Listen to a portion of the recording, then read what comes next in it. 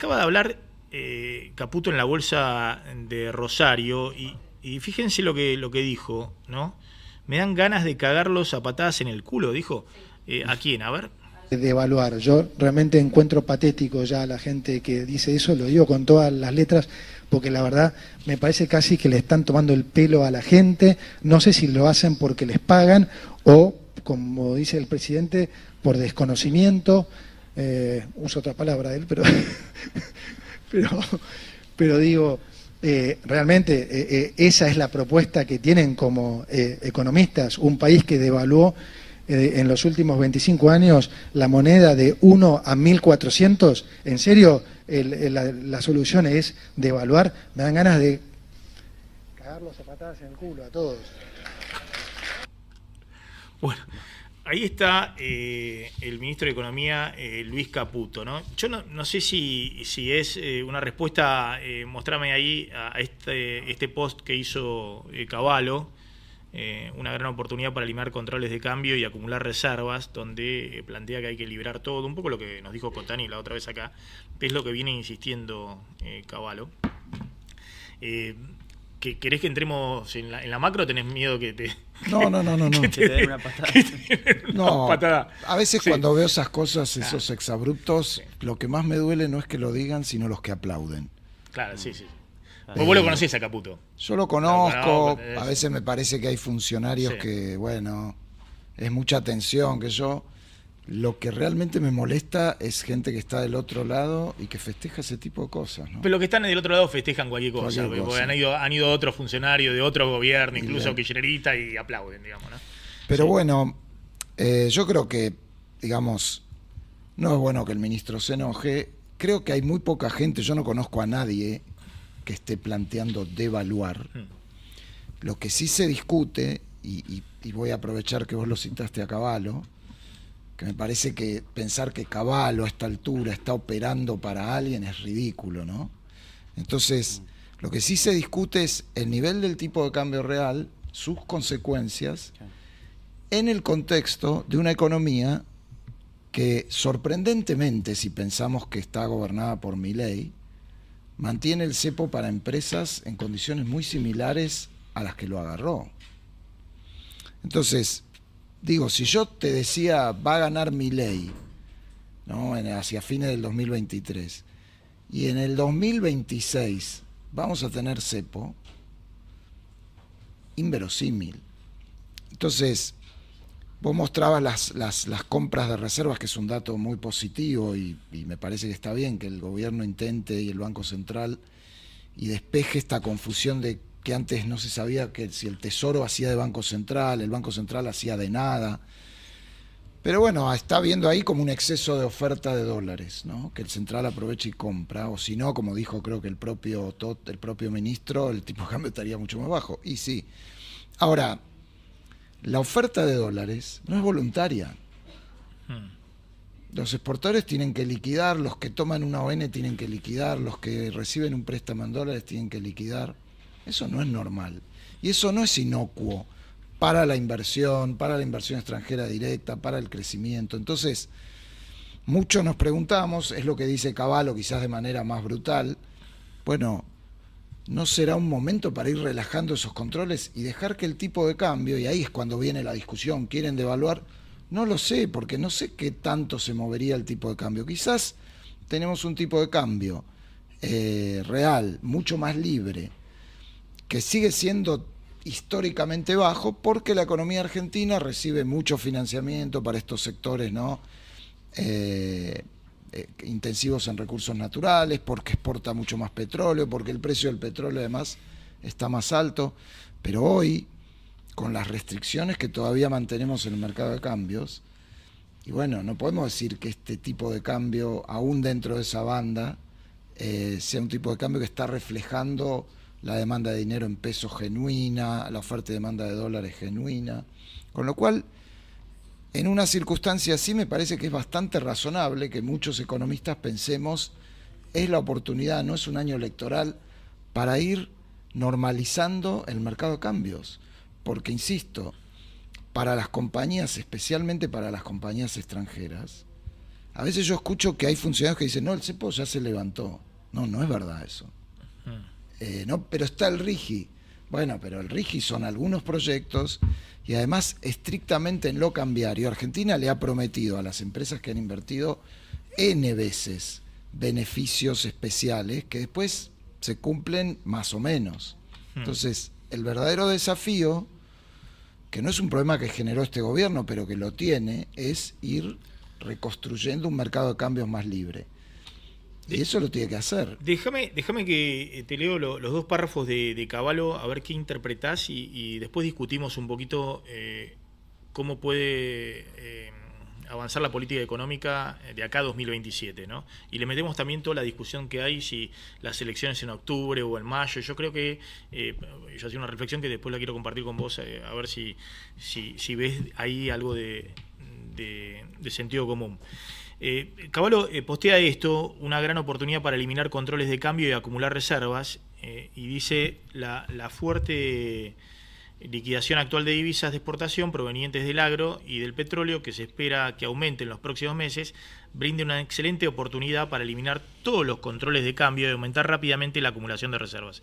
Debería aspirarse no solo que el Tesoro compre todas las divisas necesarias para pagar los intereses de su deuda externa, sino también que se llegue a fin de año con 10.000 millones de dólares de reservas netas adicionales en el Banco Central. Esta es la meta del FMI para este año. Sí. Así que son 10.000 millones de dólares Sí, más creo que de reservas netas. también no del son gobierno, 10.000 ¿no? millones de compra del claro. Banco Central. Si vos compraste 4.000 millones y te subieron la reserva 500 millones, y bueno, te faltan 9.500. Exactamente. Debería, bueno, dice, normalmente un cambio de estrategia monetaria y cambiaria de esta magnitud puede provocar una depreciación fuerte del tipo de cambio, el denominado overshooting, descrito por Dorbush en su paper seminal de 1976, pero la fuerte liquidez de divisas de que gozará el mercado cambiario en los próximos meses limitará ese overshooting, esa sobrereacción, mucho más de lo que ocurriría si, por no aprovechar esta oportunidad, el cambio de estrategia se postergara y se acercara demasiado a las elecciones del próximo año. Yo estoy bastante de acuerdo con lo que dice Cavallo, y es más, a ver, traducilo. Bueno, que en este contexto, además en este año, y es más, creo que debería haber empezado antes, porque el soporte y el apoyo que tuvo el gobierno con las elecciones y el clima que generó eso, quizás era el momento.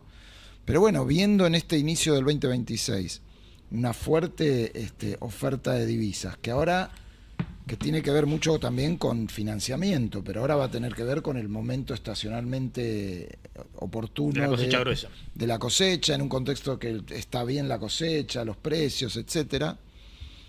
Bueno, lo que dice Cavallo es el momento para, por un lado, normalizar el mercado cambiario, lo que decíamos hace un ratito, eliminar controles, dejar que la economía entre al 2027 ya más sana desde ese punto de vista, y simultáneamente en ese marco insistir y seguir con la compra de divisas.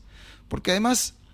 ¿No crees que soltar totalmente el cepo y arriesgarse a este overshooting del cual habla Cavallo es tirarse, si se quiere, a una pileta o tirarse sin red? No, yo creo que no. Primero, creo que no tenés por qué hacer algo tan brusco.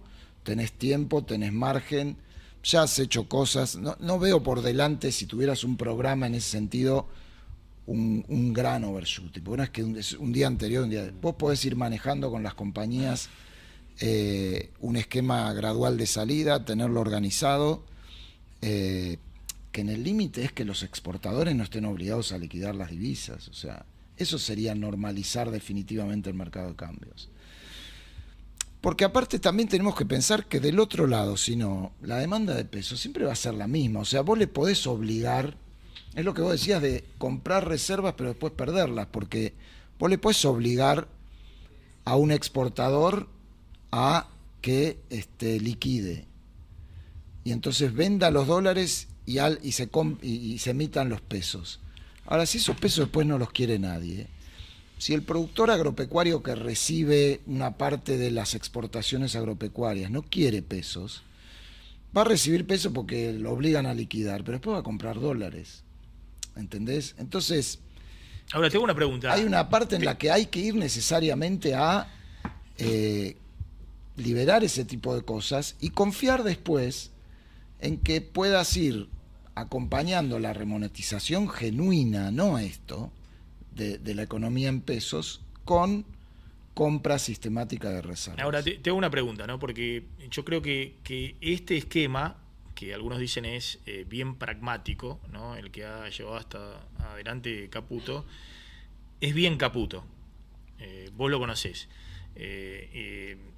Y Milei siempre pensó de una manera un poco más, no diría ingenua, sino teórica, Sí. de que había que tener un mercado totalmente libre, sin reservas, todo libre, todo liberado y a flotar. Esa es la idea que tenía original Milei.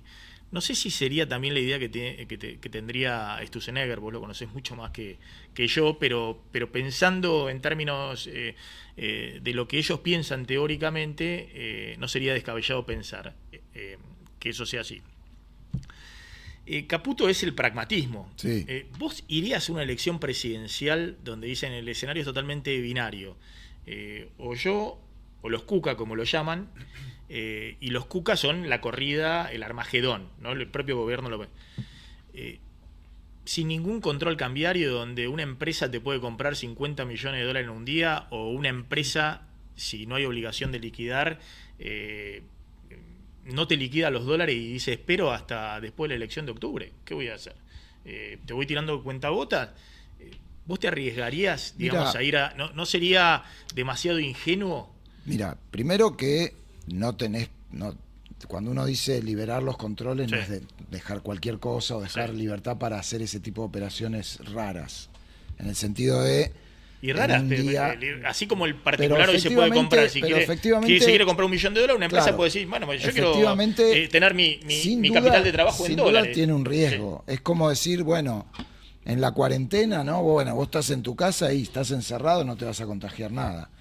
Si salís, te podés contagiar, y si salís en un momento en que justo hay una epidemia de gripe en Europa, y te podés contagiar. Ahora, ya liberaste los individuos, que es un tema. Te costó miles de millones de dólares. Vas a ir con eso libre, supongo, Sí. también a la elección. No vas a volver a poner un cepo ahí. Supongo que no vas a volver a poner el cepo porque a la gente no le va a gustar. Entonces, también suena un poco raro que vos tengas esa canilla totalmente abierta para la formación de activos externos y no tiendas a normalizar la cuestión de las compañías, porque también hay que ver qué tanto de eso no te está afectando el crecimiento económico y las inversiones.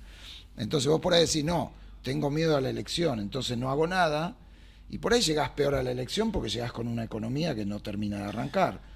No lo sé, no podría decirte ese es el dilema. Lo que me parece es que antes era por la elección de medio término, ahora sería por la siguiente, después va a ser por la siguiente de medio término y terminás en una economía que termina siempre con cepo. Te voy a discutir un poquito este punto.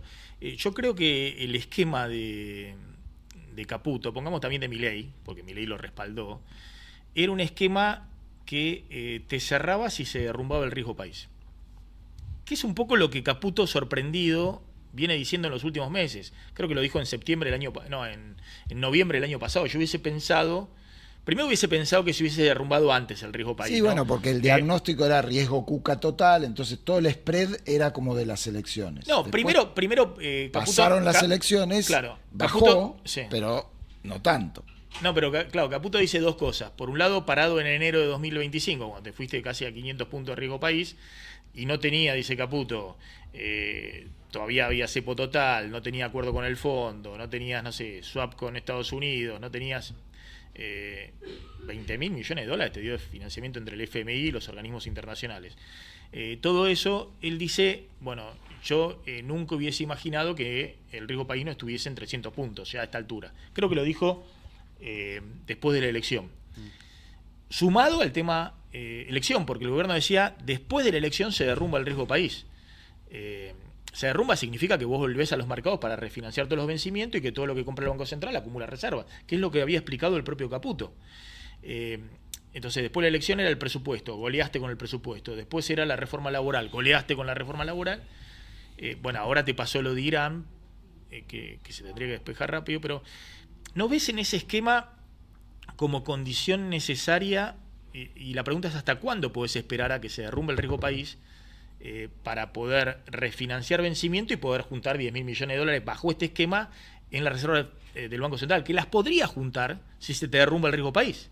Pero Cavallo le está diciendo, no se te derrumba el riesgo país, porque estás en un esquema en el cual, bueno, todos desconfían que puedas juntar reservas.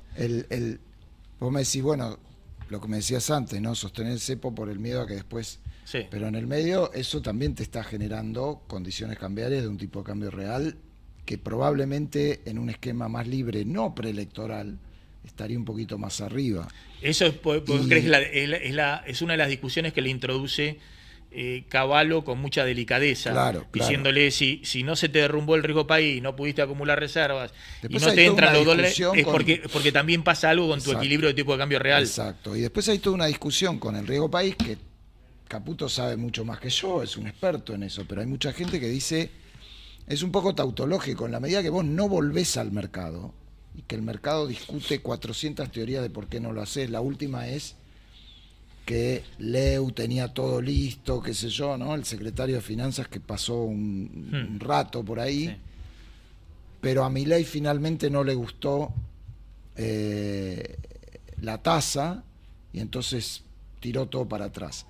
Que por cierto es un tema recurrente, que es determinadas cuestiones del programa económico con ese pragmatismo que le ha dado muy buenos resultados a Caputo y que la verdad hay que felicitarlo, pero que a veces uno se entera que en determinadas cuestiones la interferencia de Milei es brutal, es muy decisiva, y a mí me parece que así como Milei para la cuestión central del programa económico y del problema argentino, que es lo fiscal, la influencia de Milei es súper positiva, porque hay pocos presidentes que tengan semejante convicción con eso y que les parezca que ese objetivo es tan importante respecto de otros.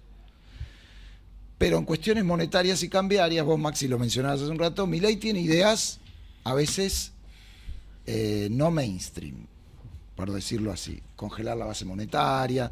Y bueno, volviendo al tema de la deuda, también pasaron más de 2 años con Milei, es cierto, Guzmán, todo lo que quieras, pero ¿cuándo Argentina va a mostrar que puede renovar la deuda en el mercado? Si tiene equilibrio fiscal, si solamente tiene que ir a cubrir las amortizaciones o hasta un poquito menos. Bueno, entonces ahora, te lo planteo.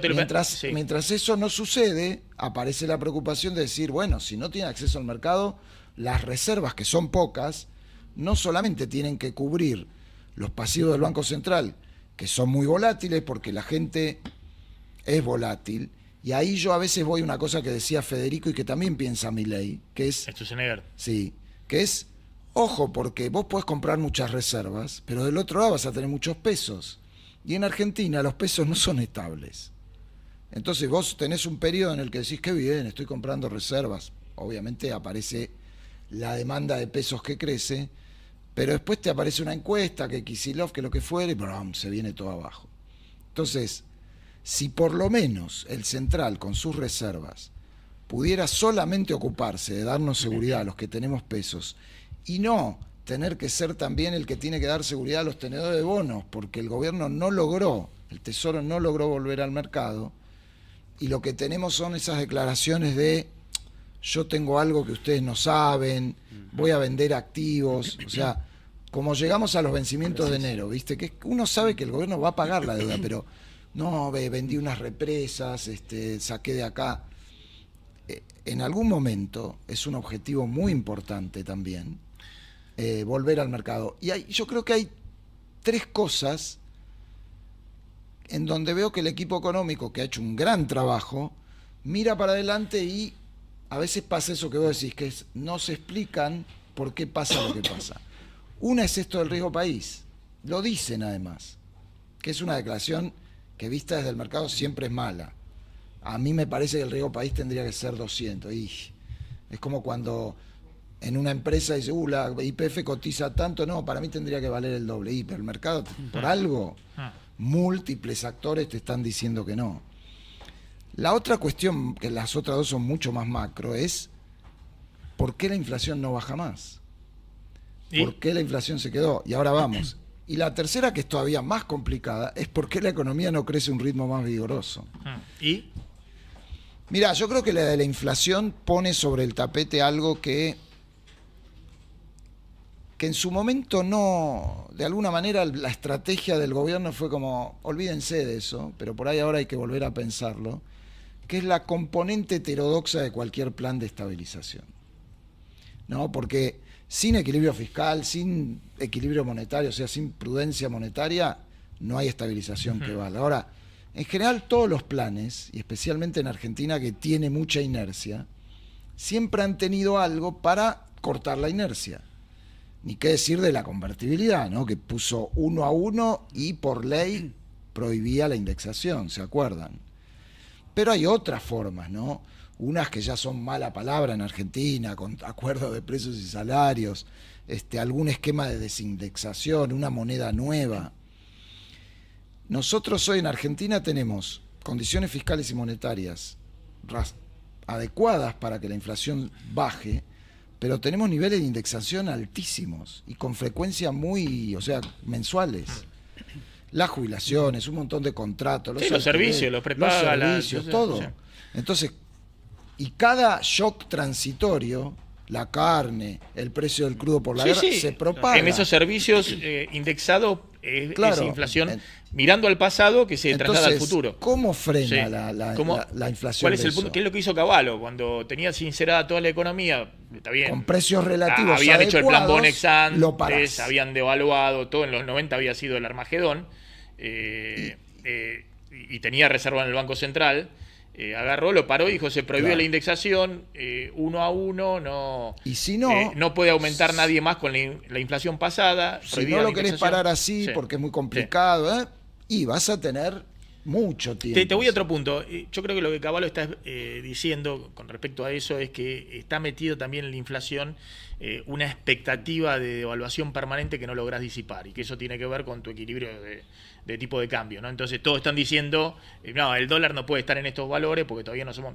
Me parece que eso se trasunta en lo que dice Cavallo, pero más allá de eso, te propongo un ejercicio respecto a esto que estamos hablando. Yo decía, el gobierno necesita bajar el riesgo país urgente.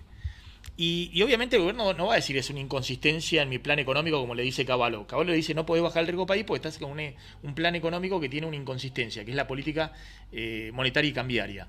Libera todo, eso es lo que te va a generar, más allá de lo que pase con el equilibrio del tipo de cambio, que en algún momento entre en capitales, te baje el dólar, después del overshooting, se estabilice definitivamente, acumula reservas, se derrumba el riesgo país. Sí, baje la tasa. Claro, el gobierno le va a decir, no, mi plan económico está perfecto, son todos unos burros, no entienden nada, los voy a correr con patadas en el culo. El problema es el riesgo cuca. El problema no baja el riesgo país porque es el riesgo cuca. Eso es lo que dice el gobierno. Y hasta que no se resuelva eso, por eso el gobierno ahora está diciendo, es más, el gobierno sacó la meta esta de bajar el riesgo país en este año a 300 puntos. Dice, no necesitamos Wall Street, vamos a ir manejándonos, tenemos negociado bilateralmente con unos bancos la cobertura de vencimientos. A ver qué opinás. Yo digo, si el gobierno quiere seguir con este camino y no se juega en este trimestre, que es el trimestre de oro, porque es el de la oferta de dólares, después en la segunda parte del año, todos te cuentan que los chacareros van a esperar a noviembre para ver si hay un nuevo régimen de dólar soja o lo que sea, ¿no? Es decir, se generan lo que pasa siempre en los segundos semestres desde el punto de vista del mercado cambiario.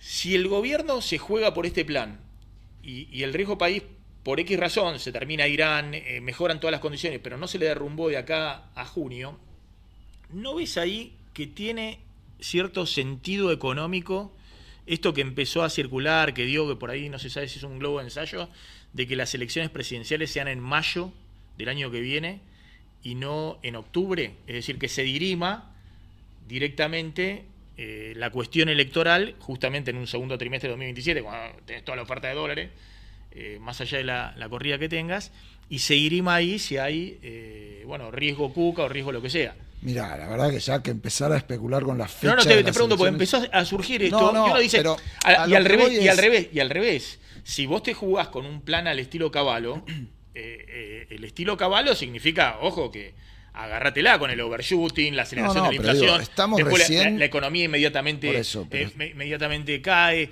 Es decir, al revés, si te jugás al estilo Cavallo, anda a la elección lo más lejos posible en octubre del año que viene. Yo creo que digamos, estamos con un suficiente tiempo respecto del cronograma más octubre, o menos normal de elecciones de la Argentina, como suponiendo para que se levantan las PASO, que no hay PASO en... Sí, que tampoco sé, porque las PASO están suspendidas, no están eliminadas. Y tampoco sé qué es lo que le conviene políticamente al gobierno.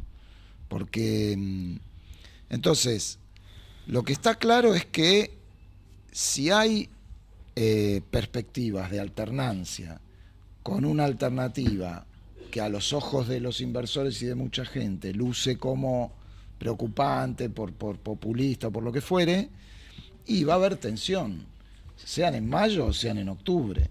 Entonces, lo que yo digo es, hay parte de los problemas que tiene la economía argentina, que es un poco lo que dice Cavallo también, que tienen que ver con el programa. Entonces, más vale que todavía que tenés tiempo lo resuelvas y probablemente incluso llegues mejor a las elecciones, en el sentido de que llegues con una economía con más inversión, con más crecimiento, con más expansión y con algunos temas resueltos.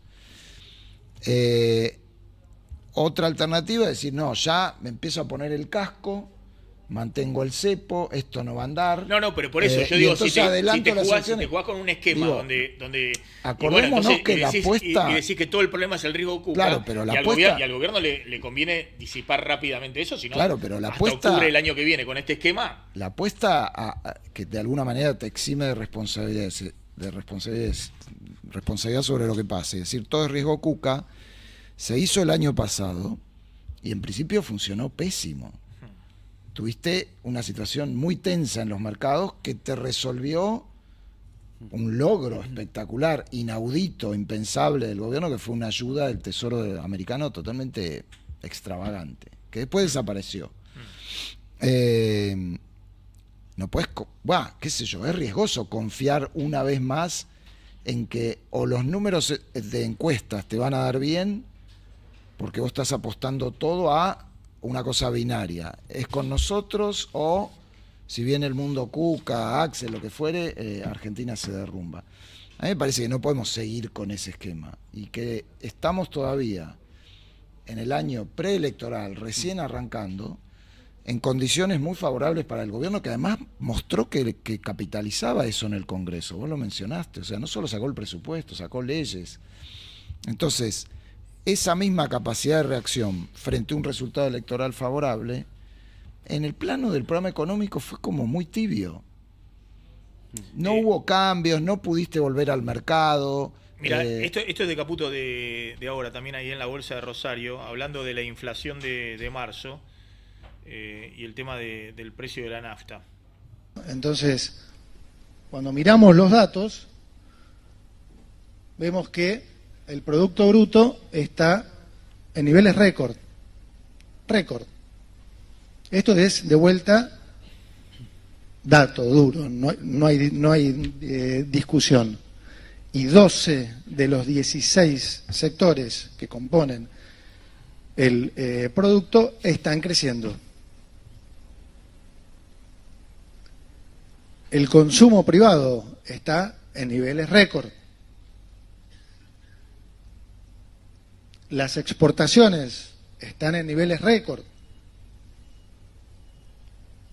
La cosecha, ustedes lo saben mejor que yo, está en niveles récord. Vamos a esto que se escucha también, a esta especie de trade-off entre inflación y crecimiento, ¿no? Bueno, pero igual están atrapados porque van a tener que elegir entre mucha más inflación o recesión.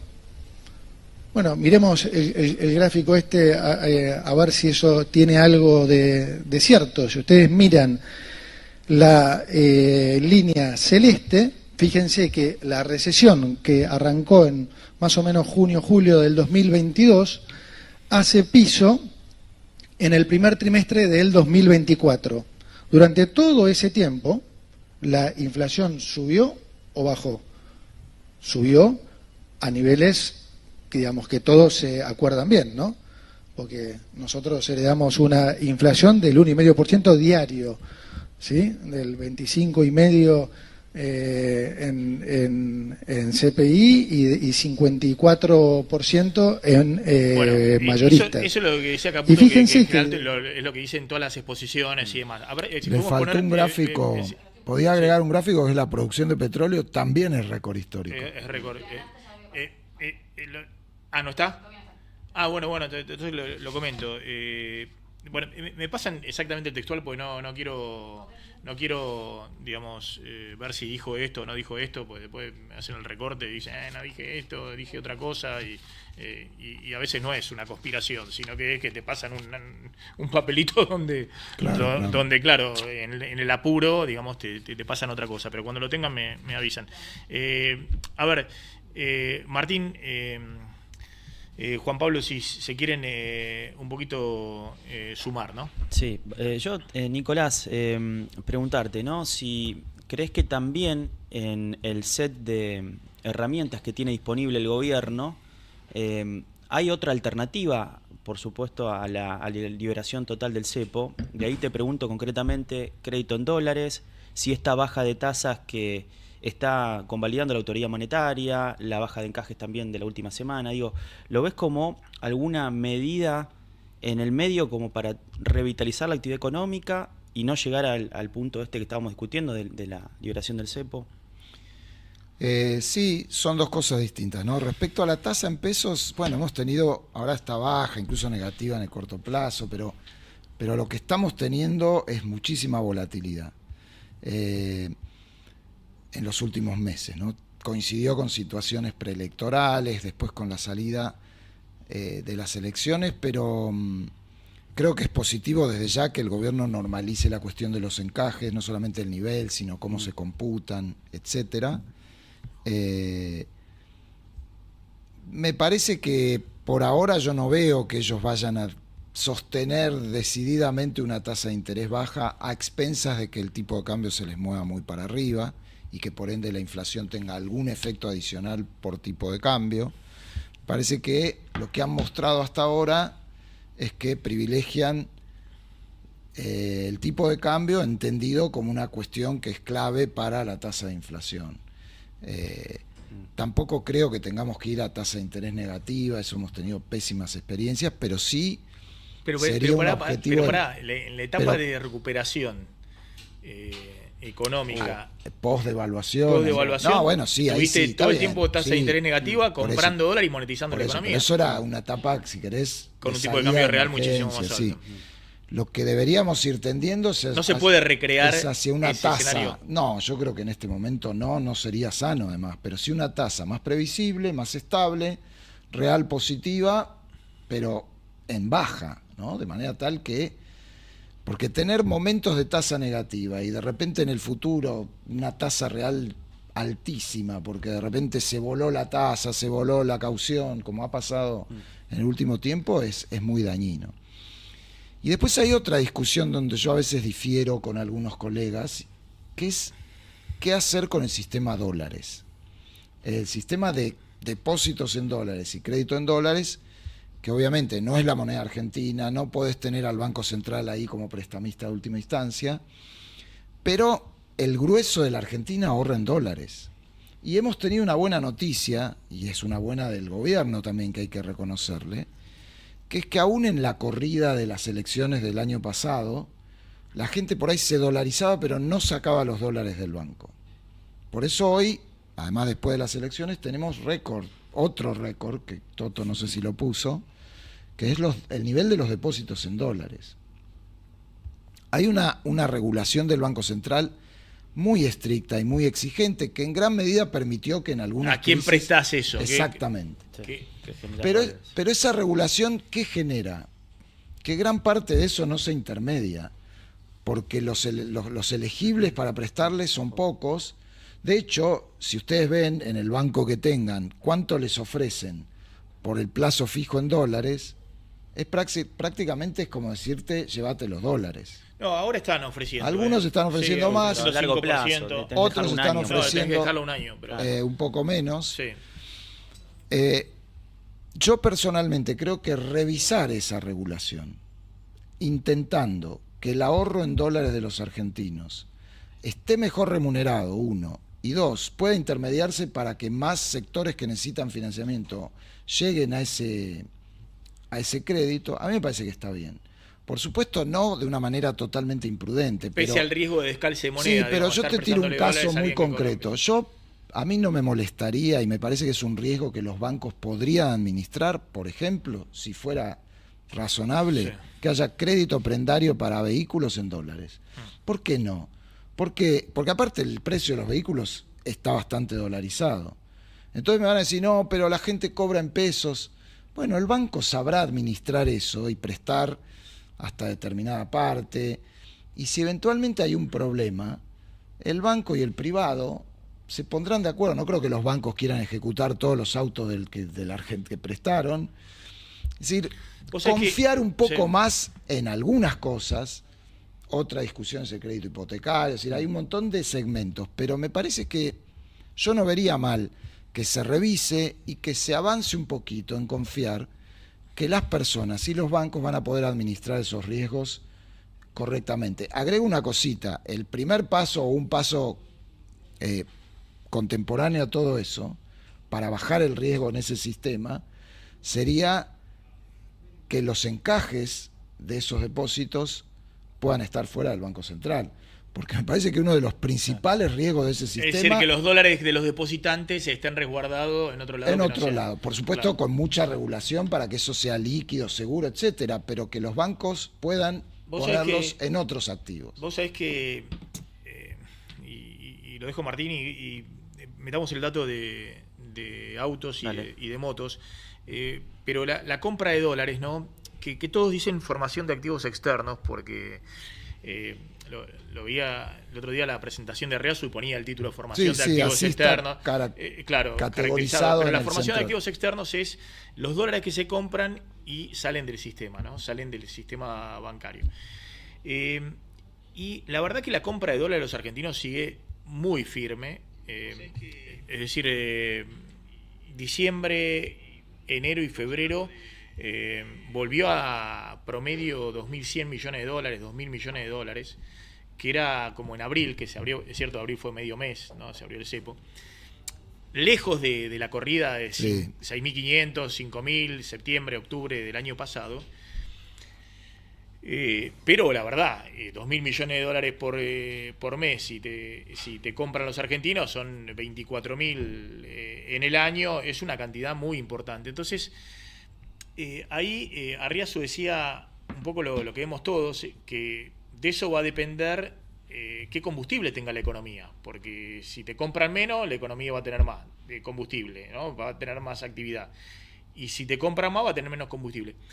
Pero hay un dato que lo quisiera chequear con vos, que está en el último informe, está en todos los últimos informes, pero es muy chiquito. Tarjetas, eso. Claro, lo de formación de activos externos. Entonces, que hay una parte que... El dato de febrero, lo que pone el Banco Central, dice, bueno, está bien, me compraron 2.100 millones de dólares neto la persona física. Pero de eso, 1.000 millones, 900 millones me fue a pagar la tarjeta de crédito. Porque estoy en un sistema raro, estoy en un sistema donde tengo impuesto país, entonces tengo raro.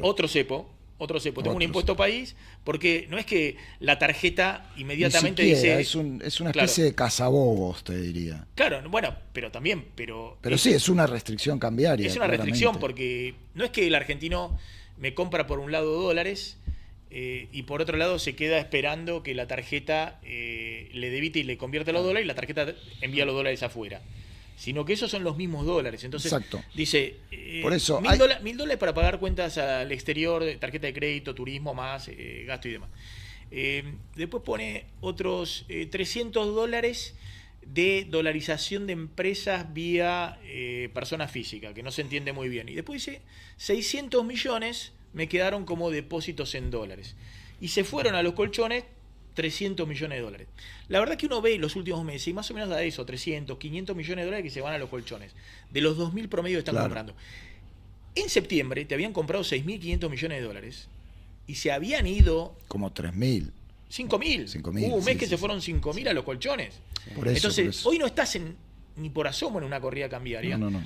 Pero estás en un problema de qué haces con el combustible, dónde poner el combustible en la economía. Pues si te siguen llevando dólares, si te siguen comprando dólares, parte lo gastan en gastos en el exterior, ¿no?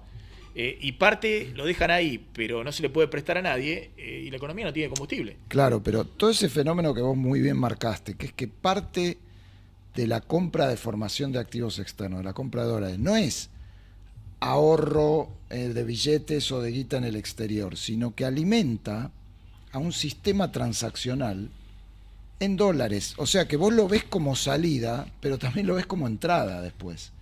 Entonces a veces cuando se suma todo y se dice, no, mirá, tenemos un déficit de turismo de tanto, un déficit de servicio de tanto, y hay que sumar en esa demanda de combustible que vos decís, demanda de divisas, hay que sumar 2.000, 3.000 palos de FAE. No, porque parte de ese FAE es el financiamiento del turismo, de los viajes, es de los gastos de tarjeta. Claro, pero está bien, pero lo planteaba Arriazo y todos coinciden en eso, que está bien, sí, pero son gastos en el exterior, digamos. Si vos querés está bien, pero son importaciones, sí. Ahora, eso es que nos gusta viajar, y yo siempre digo, no, viajó mucho la gente. Bueno, lo que hay que lograr no es que la gente viaje menos, es como las IMPO y las Expo, es que los extranjeros vengan a la Argentina, o podamos exportar otra cosa. Pero digo, no está mal. Eso es lo que tenés, es lo que tenés derrumbado. Claro, eso es lo que hay que cambiar, que es dificilísimo, porque es infraestructura, servicios, líneas aéreas. Me parece que también es precio relativo.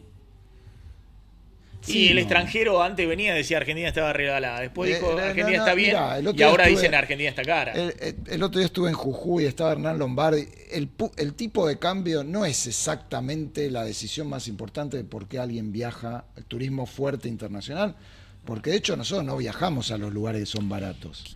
Pero dejando eso quizás de lado, para los limítrofes puede ser, no tanto dejando para eso de lado, sí. Lo que quiero decir es, el problema de la formación de activos externos existe, pero ojo que muchos de esos dólares, como vos acabas de describir, financian otras cosas, o sea que salen y entran, se quedan en el sistema, y ahí volvemos a la pregunta que me hacías, que es, bueno, si yo tengo mucha gente, porque si no la alternativa es, no, pero Perú digamos, abandonó no, pero la está bien, pero...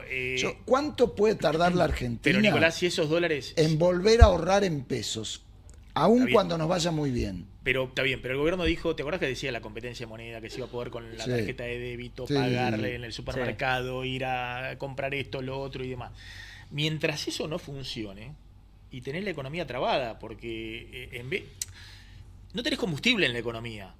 Sí, pero yo no veo que eso sea un problema de dinero, ¿entendés? Y bueno, porque si la economía, eso en todo caso es las tasas de interés, etcétera. Y parte del dinero de la economía se te está yendo, bueno, que es un poco la contrapartida de la caída de demanda de pesos, se te va al dólar. Y no hay forma de que eso vuelva a meterse. Si parte de eso los argentinos lo usaran, no sé, para la tarjeta de débito y a comprar electrodoméstico, o parte fuera crédito en dólares que puede generar, que tiene el problema del descalce. Claro, pero ahí por eso te digo que una decisión importante es, teniendo en cuenta que el ahorro formal de los argentinos es mucho más grande en dólares que en pesos, y que ese es un fenómeno que no va a cambiar de un día para el otro, de un año para el otro, de un quinquenio para el otro, sin caer en una cosa que ponga en riesgo al sistema bancario. Me parece que es oportuno revisar de qué manera tratar de maximizar, insisto, dos cosas: la intermediación para que haya más crédito y eso facilite a empresas la inversión, el capital. Si vos proponés eso, olvídate del plan Cavallo. Imagínate estar prestando en dólares y haces un overshooting cambiario. Es que no va a haber ningún overshooting cambiario. Un caos. Yo creo que no hay ningún margen para un overshooting cambiario. No hay ningún margen. Estamos hablando de, cuando yo te digo quizás sin cepo tenés un tipo de cambio real un poco más alto, estás hablando de un intervalo de 10-15%, 20%. Entonces, Porque las empresas, por ejemplo, que se están financiando en dólares y están invirtiendo, liquidando esas ON, evidentemente también están mirando con qué volatilidad se pueden encontrar en el futuro. Pero aún así, los bancos se dedican a eso, entonces los bancos también tendrán que ver, ok, si voy a prestar en dólares a un tipo que tiene un sueldo en pesos, pero que me va a poner una garantía prendaria en dólares o en un bien dolarizado, bueno, ¿cuánto le presto? Hay discusión dentro de los bancos, hay algunos que no les gusta nada la idea, y hay otros que tienen un poquito más... son un poco más audaces, que creen que se puede flexibilizar las normas post-2002. Martín, metete y contá también, Juan Pablo, lo de autos. ¿Qué pasó en marzo? Sí, Nicolás, ¿qué mirada tenés sobre este choque de narrativas que existe? De un lado, el crecimiento histórico del PBI, histórico el consumo privado, etcétera, y del otro lado... la caída de las ventas minoristas, el cierre de empresas, la suba del desempleo, ¿no? Y desde cada diagnóstico se desmiente por completo al otro. ¿Vos qué mirada tenés de esa dualidad? Tengo una mirada que está un poco en el medio, porque lo que dice el ministro, que además es verdad, estaba mostrando los datos oficiales, es que, y es un gran logro, nosotros, por ejemplo, este año vamos a tener que la economía va a crecer por 2 años consecutivos, una cosa que hace mucho tiempo que a Argentina le cuesta, ¿no? Porque Argentina estaba como pimponeando, rebotando para arriba y para abajo en el marco de alta inflación, volatilidad, crisis externa. Bueno, hay una parte que es el logro del programa económico, que es poner en orden las variables más importantes a partir del equilibrio fiscal, y eso permite que la economía crezca. Ahora, también es cierto que el crecimiento, más allá del crecimiento interanual del 2025, la tasa a la que está creciendo el PBI, el consumo en este último tiempo, es muy baja. Y de hecho hay indicadores tan claros como los que mostró Caputo, que no están dando bien. Y uno que preocupa mucho al equipo económico, me imagino, yo estuve en Hacienda, es los ingresos reales del Tesoro. Porque evidentemente los ingresos, más allá de que hubo alguna caída de algún impuesto, los impuestos asociados a la recaudación, al nivel de actividad, que uno los puede distinguir, ¿no? El IVA, el impuesto al cheque, sin duda los aportes previsionales que están vinculados al empleo y al salario, hace varios meses que están dando mal. Entonces, y además... Dicho esto, en ese crecimiento que es bastante amarrete... Y los impuestos provinciales. Y los impuestos provinciales, un desastre, todas las provincias bruto. Te lo dicen. Bueno, la Ciudad de Buenos Aires, acá estuvo el ministro de Hacienda, claro, ayer acá en Ahora Play, decía... Por eso, nos viene cayendo ingreso bruto. El único lugar que mejora es Neuquén, porque tiene impuestos a los sellos sobre la industria petrolera y regalías. Ahora, hay además, en ese contexto de un crecimiento que no es un boom, pero la economía se mueve... Pero además se mueve con una disparidad sectorial muy grande. Y más allá de que Toto dijo, bueno, 12 de 15, hay 2 sectores críticos desde el punto de vista del empleo, especialmente los grandes centros urbanos, especialmente en el conurbano, que son la industria manufacturera y la construcción. La industria es dispar, pero hay muchos sectores industriales muy mal, y la construcción también está muy mal. Entonces, en ese contexto, es cierto, no estás en recesión, estás tratando de salir de ese estancamiento en el que estuviste los últimos 12 años, y yo creo que el gobierno lo está logrando y lo va a lograr, pero uno mira hacia adelante, ve los primeros meses del 2026 y dice, luces amarillas ahí.